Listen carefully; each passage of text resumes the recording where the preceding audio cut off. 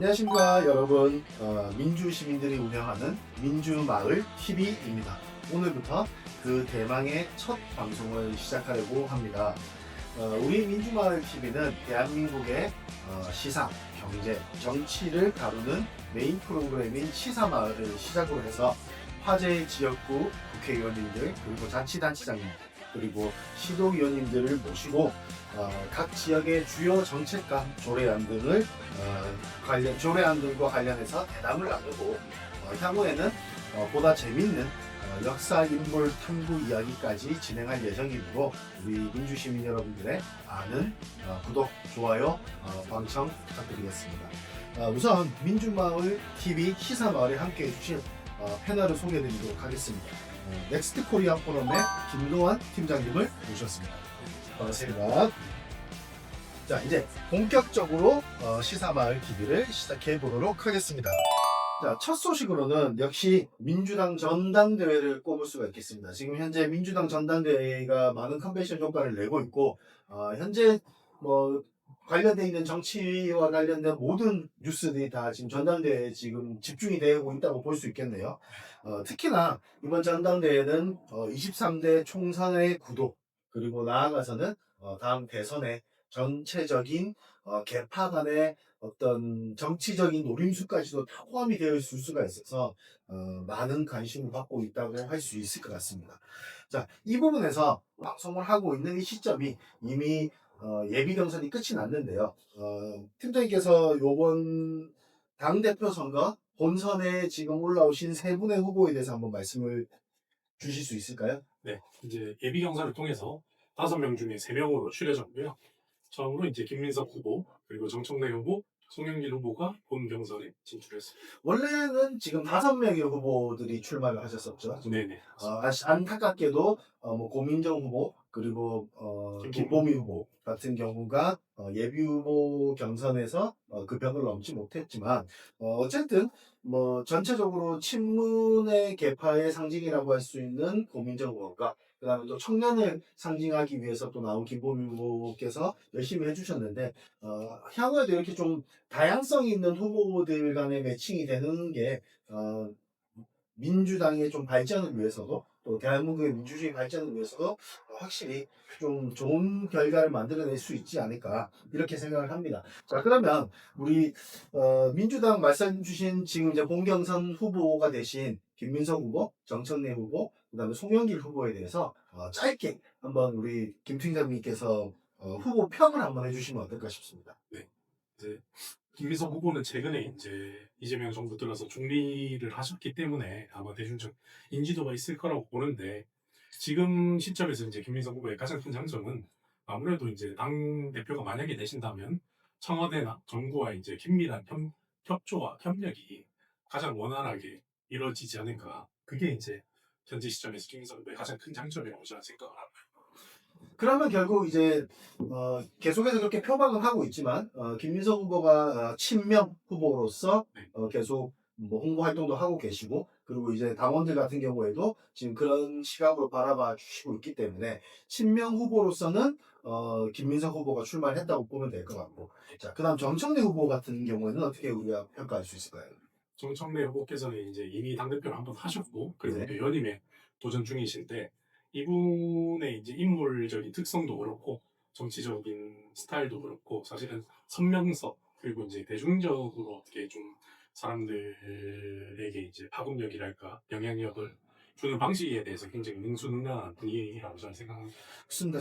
저도 개인적으로 이제 정청래 후보 같은 경우에는 사실 예전 확실하게 좀 정치 구도의 싸움에서는 그렇게 두각을 드러내지는 못했었는데 지금 개인 유튜브 채널, 뭐 미디어 개인 미디어 그리고 SNS가 이제 전반적으로 정치에 영향을 미치는 시점에서부터는 사실 정청래 후보가 당 대표죠. 정청래 전 당대표가 조금 그런 부분에서는 두각을 확실히 나타내고 있다. 그렇다 보니 전체적인 조직표보다는 밑바닥에 있는 권리 당원들의 개개인의 표를 조금 많이 흡수하고 있는 것이 아닌가. 또 본인 스스로도 그렇게 믿고 또 그렇게 생각하고 있기 때문에 여러 가지 좀 이슈들이 많이 있었죠. 근데 그럼에도 불구하고 출마를 하신 것 같고. 자, 마지막으로 사실, 송영길 후보 같은 경우가 지금 이번 전당대회 캐스팅 보드가 돼버렸습니다. 그렇습니다. 그래서 한번 평가를 해주시면 좋겠습니다. 송영길 후보께서는 이미 이제 전에 당대표를 한번 하셨었고요. 네. 이제 하셨는데 이제 육선 의원이시고 이번 보궐선거에 당선되시면서 아무래도 그런 정치적 중량감 그리고 이제 유일하게 행정 경험이 있으시죠. 세우고 중에 인천시장을 예전에 하셨기 때문에 그런 점들이 이제 강점일 수 있고 그리고 이제 민주당의 호남 당원들이 굉장히 큰 비중을 차지하는데 민주당에서 네. 호남 출신이시기 때문에 이제 아무래도 또 그쪽에서 좀 어느 정도의 표를 가져올 수 있느냐가 이제 굉장히 전당대 승부처 중에 하나라고 봅니다. 저는. 말씀 주신 대로 사실 송영길 후보 같은 경우는 뭐 육선 후보이기 때문에 육선을 하셨던 지금도 하고 계시고요. 예. 육선의 국회의원을 지내셨고 그다음에 인천광역시장도 하셨기 때문에 아무래도 전반적인 인지도도 높으시고 근데 이제 다시 복당을 하셨지만 중간에 이제 소나무당을 만드시고 좀 고초를 많이 겪으셨죠. 근데 그런 고초의 과정에 비해서는 이제 전체적으로 정치적 희생에 대한 평가는 많이 이루어지지는 못한 것 같다라는 게 뭐 제 개인적인 평가입니다. 자, 그래서 이렇게 우리가 지금 본 경선에 올라온 세 명의 후보에 대해서 짧지만 김도환 팀장님의 생각과 또 이제 저의 생각을 한번 나눠봤고요. 이번 전당대회 경선 규칙 예비 경선은 사실상 마무리가 되었기 때문에 예비 경선이 아니라 본 경선에서의 이 전당대회 룰을 한번 짧게 설명 부탁드리도록 하겠습니다. 네, 일단 기본적으로 이제 전당대회 룰이 권리당원 대의원을 합친 당원 투표 70 그리고 이제 일반 국민 여론조사 30 이게 이제 기본 룰인데 네. 여기서 이제 특이할 점은 이번 당원대회 특이할 점은 대의원과 권리당원의 비율을 1대1로 똑같이 표를 계산을 한다. 네. 전에는 이제 대의원 한 명이 가지고 있는 표가 일반 당원 표를 뭐 17표 내지 한 20표 정도 이렇게 환산 비율이 그렇게 됐는데 이번에는 처음 이제 당원 줄건 얘기를 하면서 1대1로 간다. 그리고 이제 우리 당원이 아니더라도 그 무작위 샘플을 추출해서 일반 국민 여론조사가 30이 들어간다. 네. 이렇게 일단 기본적으로 사실 지금 김동훈 기자님께서 말씀 주신 부분 중에서 지금 사실 논란이 좀 많이 되고 있는 부분이 바로 대의원 그리고 권리당원 모두가 각자 한 표씩을 가진다라는 게 네. 사실 오래된 권리당원들 또는 오래된 그 당원들 입장에서는 쉽사리 좀 납득하기는 쉽지는 않습니다. 왜냐하면 뭐 대의원이 일반 권리당원보다 뭐 적긴 하지만 어쨌든 당비 자체도 더 많이 내고 그리고 지역 내 활동이나 이런 부분에 있어서의 기여도가 상당히 높은 편인데 지금까지는 그 기여도나 이런 부분들을 이런 전당대회가 있을 때 1대 17 또는 뭐 1대 16 이렇게 표를 비중을 환산을 해줬기 때문에 당대표 후보들이나 또는 최고위원 후보들이나 또는 당직자들이 대의원을 직접 찾아가기로 했었죠. 정말 많이 그렇죠. 네, 그런 부분들이 좀 무산이 되면서 여러 포인트에서 조금 볼멘 소리들이 많이 나오고 있긴 해요. 근데 지금 전당대회 룰은 전준위에서 이미 룰이 확정이 됐기 때문에 이거는 지금 변동을 줄 수 없는 부분이고 받아들여야 되겠죠. 하지만 어느 분이 당대표가 되시더라도 이 대의원 부분에 있어서는 물론 이 대의원 부분이 아주 오래전 체육관에서 우리가 선거를 할 때는 어쩔 수 없이 환산 절차를 거치기 때문에 필요했지만 지금까지 온라인 투표에서는 그게 영향을 그렇게 미치지는 못할 거라는 판단으로 1대1 투표를 가는데 만약 이렇게 되더라도 뭔가 대의원들에게 역할을 줄 수 있는 그런 정책은 필요하지 않을까. 이게 제가 생각하는 부분이고 하나 더 이제 우리 팀장님하고 말씀을 나눠보고 싶은 게 사실 국민 여론조사 30%입니다. 네. 이 국민 여론조사 30% 장점, 단점 한번 간략하게 우리 얘기는 나눠볼까요? 국민 여론조사 같은 경우 이제 노무현 대통령이 예전에 이제 국민 경선제를 하면 2002년 대선 과정에서 네. 국민들이 처음으로 이제 그 당선거에 참여하면서 네. 그때부터 이제 시작이 된 것인데 처음에 지지는 굉장히 좋았습니다. 네. 이제 최대한 많은 사람들의 생각이 모여서 이제 민의를 반영하자 이런 지지였지만 아무래도 이제 세월이 지나오면서 조금 더 이제 그런 허점들이랄까 이런 것들이 이제 사람 정치인들이 조금씩 찾으면서 이게 역선택 금지 조항이 있지만 이제 국민 여론조사에서 근데 그 방식 자체가 너무 허술하다. 그래서 이제 보수 쪽을 지지하는 분들이나 이런 분들이 오히려 좀 개입을 해서 저희 좀 왜곡된 여론이 투표에 반영이 될 수가 있다. 이런 점이 좀 우려점입니다, 사실. 이 역선택 방지 조항 이 부분이 사실 요번 우리 지방선거 때 울산시장 단일화 과정에서도 한번 논란이 됐었던 적이 네. 있지 않습니까?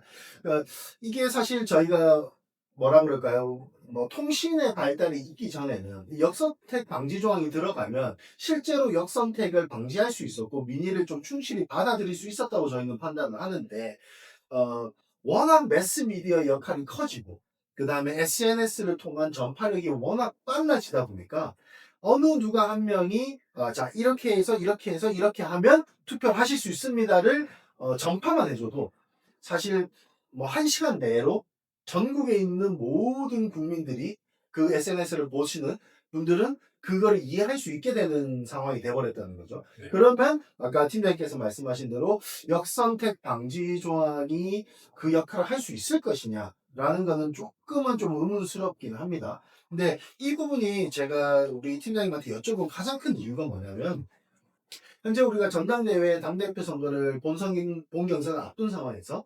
여러 언론사들의 지금 여론조사가 나오고 있죠. 근데 당내 지지도와 일반 여론조사의 지지도에 너무 큰 차이가 나고 있어요. 지금. 맞습니다. 하다못해 지금 김민석 후보와 정청래 후보 사실 이 전당대회 서두 초반에는 또는 전당대회 직전에는 1강 1중 1약으로 갈 것이다라는 예측이 있었는데 지금 전혀 다르게 여론조사 결과를 보면 2강 1약으로 송영길 후보가 캐스팅 보트 역할을 해주고는 있지만 그래도 이 두 후보가 첨예하게 지금 붙어 있는 상태인데 그럼 이 두 후보가 첨예하게 대립을 할 수 있는 이 힘이 어디서 나오냐고 봤을 때 정청래 후보는 사실 일반 여론조사에서 압도적인 지지를 받고 있거든요. 맞습니다. 이 부분 우리가 어떻게 조금 이해를 해야 될까요? 그러니까 이게 참 저도 여론조사를 결과를 확인해 보니 너무 이제 상반된 결과들이 나와서 이거를 뭐 어떻게 해석을 해야 될지 네. 참 이게 좀 조심스럽긴 한데 뭐 일반 여론조사에 이제 뭐 그런 정치 성향을 가리지 않고 투표를 하다 보니까 네. 뭐 국민의힘 쪽을 좀 지지하는 분들이 말 그대로 뭐 역선택으로 이제 정청래 후보는 어떻게 보면 이제 이미 한번 정청래 지도부가 한번 일기가 마무리가 됐는데 그리고 중간 과정에서 이제 지방선거가 있었고 그리고 뭐 정청래 지도부가 한 번 더 유지가 되면 그게 이제 보수 쪽에서 더 유리하다고 판단을 하면 이제 정청래 후보를 좀 더 이제 지지를 할 수는 있겠죠. 근데 이제 이게 뭐 이제 제가 그거 뭐 팩트에 기반하는 건 아니기 때문에 그렇게 되면 조심스럽긴 하지만 근데 사실 팩트로 기반해서 보면 지금 여론조사상으로 네.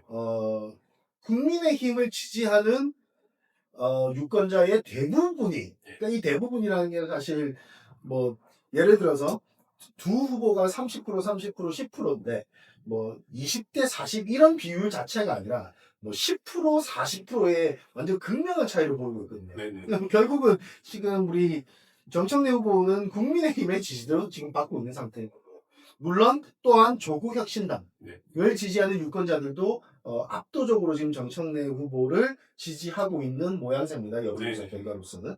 근데 사실 이 부분이 조금 우리가 향후에는 보완을 해야 될 부분이라고 생각을 하는데 일반적으로 우리가 지방선거나 총선 때 내 고향 일꾼 또는 내 고향을 대표할 수 있는 국회의원을 뽑을 때는 정당을 떠나서 일반적인 여론조사가 저는 많이 중요하다고 판단을 합니다. 왜냐하면 뭐 정당을 떠나서 나는 이것 때문에 그 다음에 이 사람이 좋아 이런 판단을 할 수도 있겠지만 이 전당대회는 결국은 우리 민주당의 대표를 뽑는 위치이기 때문에 이 국민 여론조사의 비율이 30%까지 가는 것이 맞냐 예전에는 저희가 50%까지였던 걸로 기억하는데 이것도 지금 점차 줄어들고 있죠. 그래서 향후에는 이걸 좀 줄이는 것이 어떨까라고 생각이 좀 드는데 우리 김 팀장님께서는 혹시 어떤 생각을 좀 가지고 계실까요? 저도 그 생각이 기본적으로 동의를 하고요. 이게 뭐 기본적으로 지방 잔치인데 이제 30% 비중은 저도 너무 네. 과도하다라는 측면이 있고 이거는 이제 전면적으로 다음 당원대회나 이럴 때 전면적으로 배제하기는 어려울 수는 있겠으나 저도 비중을 점차 줄여 나간다는 데에 대해서는 동의를 합니다. 큰 틀에서. 그렇죠. 전체적인 구조상 30%라는 게 적다면 적고 많다면 많은 비중일 수는 있겠으나 너무나 예전보다는 너무나 노골적으로 사실 우리 민주당 내에서도 국민의힘 선거가 있거나 하면 그래서 우리 우스갯소리 또 농담 삼아 장동혁 당대표는 민주당에서 미는 당대표다 네. 라는 얘기가 나올 만큼 국민의힘 장동혁 당대표는 국민의힘에서는 인기가 없지만 또 민주당 내에서는 적극적으로 지지한 층이 있죠. 왜? 상대적인 거니까 정당이라는 게 지금. 근데 또 그거에 반대 모양새로 민주당도 지금 나오고 있어서 네. 이 부분은 우리가 조금은 조심해야 되지 않을까. 네. 좀 정책적인 보완이 필요하지 않을까라는 생각이 좀 듭니다. 네.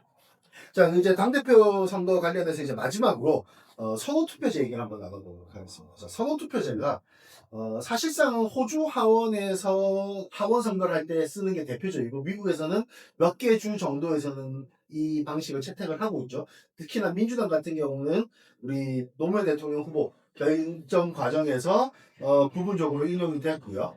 2004년 열린우리당 국회의원 선거 당내 경선에서도 일부 인용이 된 적이 있습니다. 그래서 요 선호투표제 같이 한번 대담을 나눠보고자 하는데 네. 팀장님께서 한번 설명을 부탁드리겠습니다.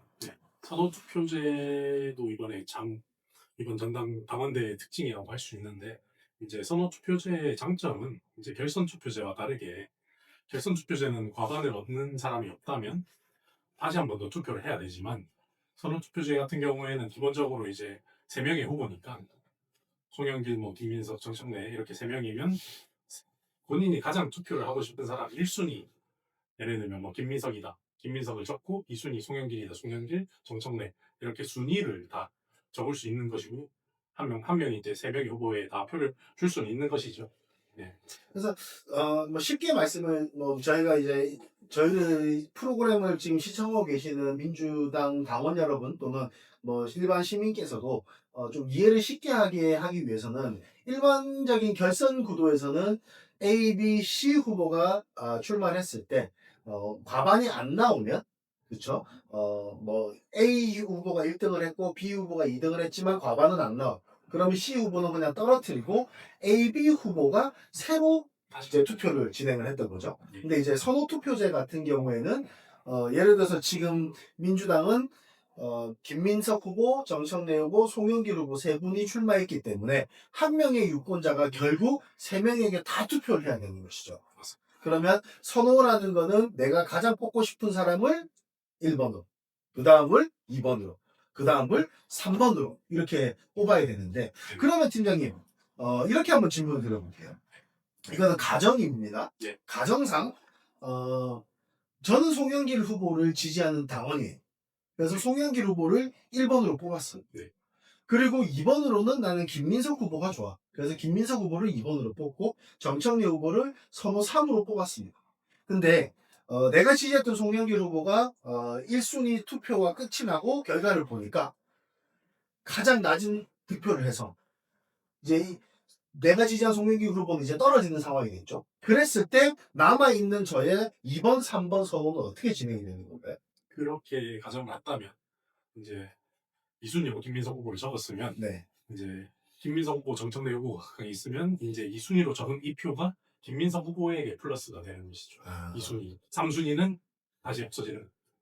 그러면 말씀대로 예를 들어서 100명의 당원이 투표를 했는데 100명의 당원들이 전부 1순위는 송영길, 2순위는 김민석, 3순위는 정청래를 뽑았는데 송영길 후보가 1순위 투표에서 탈락을 했기 때문에 이 100명의 당원들이 2순위로 뽑은 후보들에게 각자의 표를 나눠준다라는 소리인 거죠. 맞습니다. 그래서 김민석 후보를 지지한 사람 100명의 그 당원들 중에서 60명은 김민석을 2번으로 뽑았고 40명은 정청래를 2번으로 뽑았다면 김민석 후보가 60표, 그 다음에 정청래 후보가 40표를 가져가서 거기에서 과반이 나오면 그냥 추가적인 결선 절차 없이 끝이 난다고 봐야 돼요. 한 명이 당선이 돼서 당대표 결정이 되는. 그러면 이 선호투표제는 왜 진행을 하는 거예요?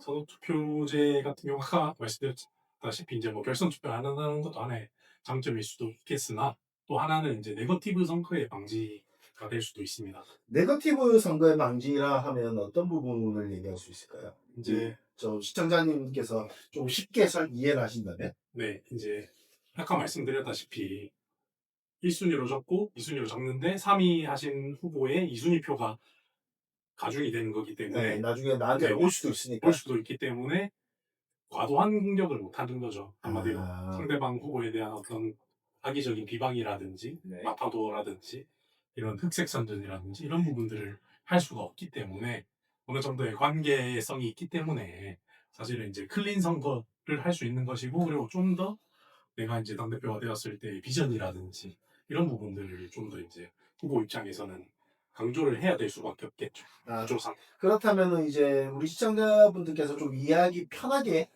다시 한번 맥을 짚어본다면은 결론적으로 3등을 할 후보에게도 내 표가 존재를 하기 때문에 너무 과하게 감정적인 싸움을 해서는 내한테 올 표도 당연히 줄어들 수밖에 없다 이 말이겠네요. 근데 또 그런 시각으로 또 우리가 바라봤을 때는 사실 그로 인해서 약간 선거가 재미가 없어지는 건 아닌가? 뭐 물론 마타도나 흑색 섬정이나 감정 싸움을 해서는 안 되겠지만 그래도 어느 정도 이렇게 우리 흔히 얘기하는 티키타카는 해야 되는데 그런 부분도 좀 많이 줄어들고 그냥 다들 착한 선거만 하면은 네. 좀 컨벤션 효과가 떨어지지 않을까라는 생각이 좀 들기도 하는데. 근데 이제 뭐 이게 어느 정도의 정치에 관심이 있는 분들은 알겠지만, 이번에 이제 사실은 어느 정도 계파 간의 갈등이 조금 극심한 선거긴 한데, 누가 봐도 사실은 정청래 후보 쪽과 그리고 이제 김민석 후보 그리고 이제 송영길 후보 쪽이 조금 이렇게 어느 정도 이게 나뉘었다는 거는 웬만한 정치를 관심 있는 분들은 아실 건데, 그렇기 때문에 아마 이게 그렇게 싱거운 싸움이 되리라고 보진 않습니다. 이미 구도가 명확하게 졌기 때문에. 다만 이제 그 수위 자체가 조금은 이제 어느 정도 희석은 될 수는 있겠죠. 말 그대로 너무 이제 과도한 네거티브를 했다가는 지역별 또 특성이 있기 때문에 이 지역에서는 내가 완전히 뭐 이순위 표를 다 뺏겨버리거나 이런 경우가 발생할 수도 있기 때문에 너무 또 재미없는 선거가 되리라고 전망하지는 않습니다. 그러면 어쨌든 뭐 이번 당대표 선거를 앞두고 민주당이 여러 가지 지금 시도는 하고 있습니다. 그죠? 네, 네. 처음으로 뭐 선호 투표제라는 것도 지금 공식적으로 전모식해서 진행을 하고 있고, 그 다음에 또 사실상 당대표 선거에서 연임 당대표를 했던 게 역사상 사실 김대중 대통령 시절에는 그때는 당 총재로서 거의 뭐 김대중 대통령 혼자만의 당이라고 해도 될 만큼의 그렇죠. 당이라서 네. 뭐 그때는 연임이 별로 우리가 가중을 좀 볼 수는 어렵겠지만 이재명 대통령이 유일하게 지금 연임 당대표를 했었던 네, 최초 사회. 그렇죠 대통령이죠. 자 이제 그러면 이제 다가오는 이 당대표 선거에서 정청래 후보가 연임 당대표가 될 것이냐 아니면 김민석 후보가 새로운 아젠다를 가지고 또 새로운 민주당의 길을 열 것이냐 아니면 송영길 후보가 지금까지 보여줬던 관록과 노련미를 가지고 보다 튼튼한 민주당을 만들 것이냐에 대한 싸움이 치열하게 진행이 될 것 같습니다. 자, 이렇게 해서 우리 이번 민주당 8.17 전당대회와 관련된 기본적인 내용 그리고 팩트들을 한번 짚어봤고요. 다음 시간에는 보다 더 재밌는 주제를 가지고 우리 김도환 팀장님과 함께 말씀을 나눠보도록 하겠습니다. 감사합니다. 시사마을